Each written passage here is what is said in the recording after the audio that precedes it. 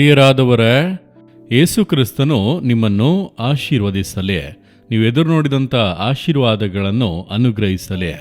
ಈ ದಿನ ದೇವರು ನಿಮಗೊಂದು ಸುಂದರವಾದಂಥ ವಾಗ್ದಾನ ಕೊಡುತ್ತಾರೆ. ಯೆಹೆಜ್ಕೇಲನ ಪ್ರವಾದನೆಯ ಗ್ರಂಥ 36ನೇ ಅಧ್ಯಾಯ 11ನೇ ವಾಕ್ಯವನ್ನು ನೋಡುವಾಗ ದೇವರು ಹೇಳುತ್ತಾರೆ, ಮೊದಲಿಗಿಂತ ನಿಮ್ಮನ್ನು ಉತ್ತಮ ಸ್ಥಿತಿಗೆ ತರುವೆನು ಎಂಬುದಾಗಿ. ದೇವರು ಹೇಳುತ್ತಾರೆ, ನನ್ನ ಮಗನೇ, ನನ್ನ ಮಗಳೇ, ನಿನ್ನ ಮೊದಲಿನ ಸ್ಥಿತಿಗಿಂತಲೂ ನಿನ್ನನ್ನು ಉತ್ತಮ ಸ್ಥಿತಿಗೆ ತರುವೆನೆಂದು ದೇವರು ಹೇಳುತ್ತಾರೆ. ಕೆಲವರ ಜೀವಿತದಲ್ಲಿ ಮುಂಚೆ ನಾವು ಚೆನ್ನಾಗಿ ಇದ್ದೆವು, ಚೆನ್ನಾಗಿ ಸಮೃದ್ಧಿಯಾಗಿ ಬಾಳುತ್ತಿದ್ದೆವು, ಕೀರ್ತಿ ಗೌರವಗಳಿಂದ ಇದ್ದೆವು, ಅನುಕೂಲಸ್ಥರಾಗಿ ಇದ್ದೆವು. ಎಲ್ಲವೂ ಕೂಡ ಹೋಯಿತು. ಈಗ ಸಮೃದ್ಧಿಯೆಲ್ಲ ಏನೂ ಇಲ್ಲ. ಒಳ್ಳೆ ದಿನಗಳೆಲ್ಲ ಹೋಗಿ ಈಗ ಕಷ್ಟ, ನಷ್ಟ, ವೇದನೆಗಳು, ಇಕ್ಕಟ್ಟು, ಸೋಲು, ವಂಚನೆಗಳು ಎಂಬಂಥ ಅವಸ್ಥೆಗೆ ಬಂದಿದ್ದೀರಾ? ಆ ಸ್ಥಿತಿಗೆ ಪುನಃ ಬರುತ್ತೇವಾ ಎಂಬುದಾಗಿ ಯೋಚಿಸುತ್ತಾ ಇದ್ದೀರಾ? ದೇವರು ಏನು ಹೇಳುತ್ತಾರೆ ಗೊತ್ತಾ? ನನ್ನ ಮಗನೇ, ನನ್ನ ಮಗಳೇ, ಮೊದಲ ಸ್ಥಿತಿಗೆ ಬಂದರೆ ಸಾಕೆಂಬುದಾಗಿ ಅಂದುಕೊಳ್ಳುತ್ತಿದ್ದೀಯಲ್ಲ, ನಾನು ನಿನ್ನನ್ನು ಮೊದಲಿಗಿಂತ ಉತ್ತಮ ಸ್ಥಿತಿಗೆ ತರುತ್ತೇನೆ ಎಂಬುದಾಗಿ. ಅದಕ್ಕಿಂತ ನಾನು ನಿನ್ನನ್ನು ಘನಪಡಿಸುವೆನು, ಅದಕ್ಕಿಂತ ಕೀರ್ತಿಯನ್ನು ಉಂಟು ಮಾಡುವೆನು, ಅದಕ್ಕಿಂತಲೂ ಶ್ರೇಷ್ಠತೆಯಲ್ಲಿ ಇಡುತ್ತೇನೆ. ನಿನ್ನ ಮೊದಲ ಸ್ಥಿತಿಗಿಂತ ನಿನ್ನನ್ನು ಉತ್ತಮ ಸ್ಥಿತಿಯಲ್ಲಿ ಇಡುತ್ತೇನೆ ಎಂದು ದೇವರು ಹೇಳುತ್ತಾರೆ. ಎಷ್ಟು ಆಶ್ಚರ್ಯವಾದ ದೇವರಲ್ಲವ? ನೀನು ಹಿಂದಿನ ಉತ್ತಮ ಸ್ಥಿತಿಯನ್ನು ಯೋಚಿಸುತ್ತಾ ಇದ್ದೀಯಾ? ನಾನು ಅದಕ್ಕಿಂತಲೂ ಶ್ರೇಷ್ಠವಾದ ಆಶೀರ್ವಾದವನ್ನು ನಿನಗಾಗಿ ಇಟ್ಟಿದ್ದೇನೆ ಎಂಬುದಾಗಿ ದೇವರು ನಿಮ್ಮನ್ನು ನೋಡಿ ಹೇಳುತ್ತಾರೆ. ಹೌದು ಪ್ರಿಯರಾದವರೇ, ಯೋಬನೆಂಬ ಭಕ್ತನ ಕುರಿತಾಗಿ ಸತ್ಯವೇದದಲ್ಲಿ ಓದುತ್ತೇವಲ್ಲವ? ಬಹಳ ಸೌಕರ್ಯವಾಗಿ ಇದ್ದನು. ಆಡುಗಳು, ಕುರಿಗಳು, ದನಗಳು, ಒಂಟೆಗಳು, ಆ ಕಾಲದಲ್ಲಿ ಅದು ತಾನೇ ಐಶ್ವರ್ಯ.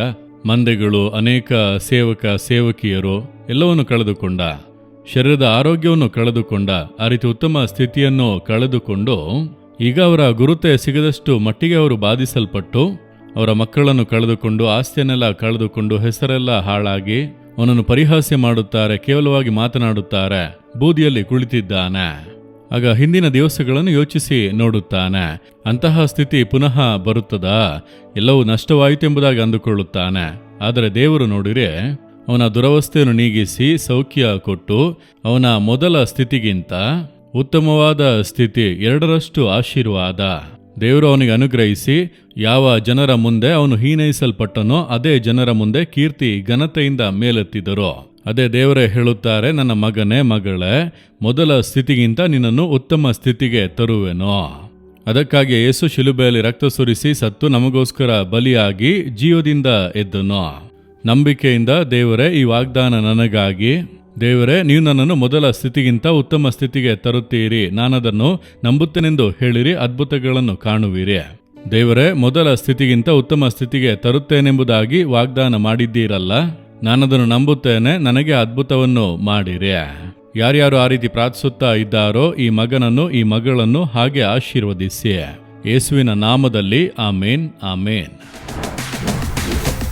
Jesus redeem Kannada YouTube channel ಅನ್ನು ಸಬ್ಸ್ಕ್ರೈಬ್ ಮಾಡಿ. ಸಬ್ಸ್ಕ್ರೈಬ್ ಬಟನ್ ಕ್ಲಿಕ್ ಮಾಡಿ ಮತ್ತು ಬೆಲ್ ಬಟನ್ ಒತ್ತಿ. ಅನುದಿನ ಕಾರ್ಯಕ್ರಮದ ಮಾಹಿತಿ ಪಡೆಯಿರಿ.